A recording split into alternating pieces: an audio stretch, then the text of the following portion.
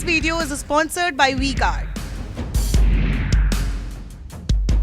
नरसिंहपुर जिले की गोटेगांव विधानसभा सीट में आए, जहां से कि एनपी प्रजापति विधानसभा के अध्यक्ष भी रहे, कांग्रेस के वरिष्ठ नेता हैं।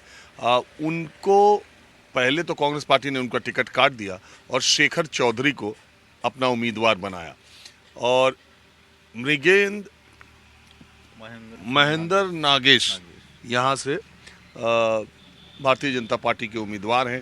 ये सुरक्षित सीट भी है शायद। हाँ, सुरक्षित सीट। हाँ? सुरक्षित सीट है।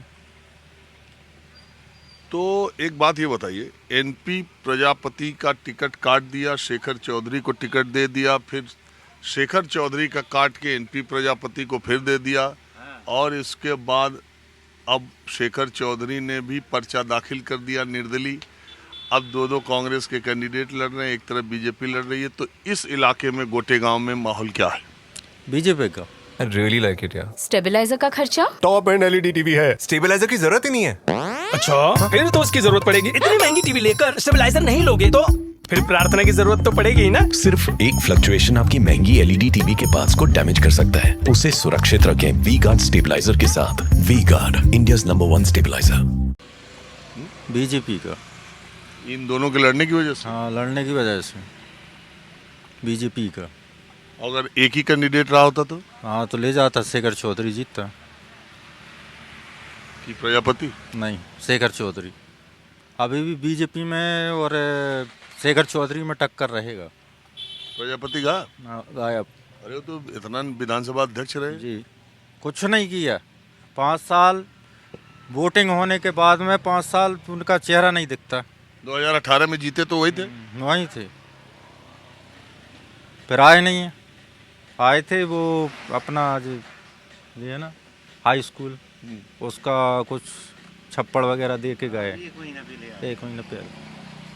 तो शेखर चौधरी को कांग्रेस ने जो टिकट पहले दिया था वो सही कैंडिडेट था? सही कैंडिडेट था। और अभी भी लड़ाई में वो है? हाँ, है ना, निर्दलीय है। तो कांग्रेस और बीजेपी और निर्दलीय में लड़ाई है कि बीजेपी और कांग्रेस में? बीजेपी और निर्दलीय में लड़ाई है। अच्छा, इस सीट का चलो गणित दूसरा है। आपको ये क्या लगता है कि मध्य प्रदेश में क्या होगा इस बार? सरकार तो बीजेपी की बनेगी, सरकार बीजेपी की बनेगी। लेकिन हमारी जो नरसिंहपुर विधानसभा हैं, चारों सीट माने 3 सीट तो कांग्रेस ले जाएगी। यार, आपके यहाँ 4 सीटें कह रहे हो, 3 कांग्रेस ले जाएगी, तो एमपी में सरकार कैसे बनेगी? बनेगी। लेकिन यहाँ के कैंडिडेट देख के तो 3 ले जाएगी कांग्रेस। तो पहली बात तो ये कि नरसिंहपुर से केंद्रीय मंत्री प्रहलाद पटेल को उनके भाई का टिकट काट के उतारा है, उसका कोई फायदा बीजेपी को मिल नहीं रहा है? नहीं, वैसे मिलना तो चाहिए, लेकिन मिल नहीं रहा। लेकिन जातिवाद की वजह से। क्यों? जातिवाद को। क्या जातिवाद? समाजवाद जैसे पटेलों की सबसे ज़्यादा यानी कि उन्हीं को बढ़ावा दिया है प्रहलाद पटेल ने? जी हाँ, मुन्ना भैया ने। जालिम पटेल जी, माने आप कह रहे हैं जालिम पटेल जो उनके भाई हैं और प्रहलाद पटेल, इन लोगों ने केवल पटेलों को? हाँ, उन्हीं को बढ़ावा मिला है और अन्य समाज कार्यकर्ताओं को कोई बढ़ावा नहीं। तो पटेल तो ज़्यादा है भी। पटेल भी ज़्यादा हैं, लेकिन पटेल भी निर्दलीय में मिल गए हैं। बहुत पटेल मिल गए निर्दलीय में। अभी शेखर भैया के साथ में कम से कम ज़्यादा नहीं कह रहे तो 50-60 पटेल थे साथ में आते। अच्छा दादा, किसकी सरकार बनेगी एमपी में? अब सरकार तो भैया बात तो बिल्कुल नहीं बता सके कौन की बन जाए और कौन की नहीं बन जाएगी। नरसिंहपुर में कौन जीते ज्यादा सीट? बिल्कुल नहीं बता सके। जो तो वो टक्कर वालों कारोबार चल रहा हो। पहले शेखर चौधरी सीट दे दी, शेखर चौधरी सीट मिल गई, उसके बाद सीट काट दी, फिर भी नहीं मिल गई। इन्हें कह दी हम नहीं लड़े, तुम ले लो सीट।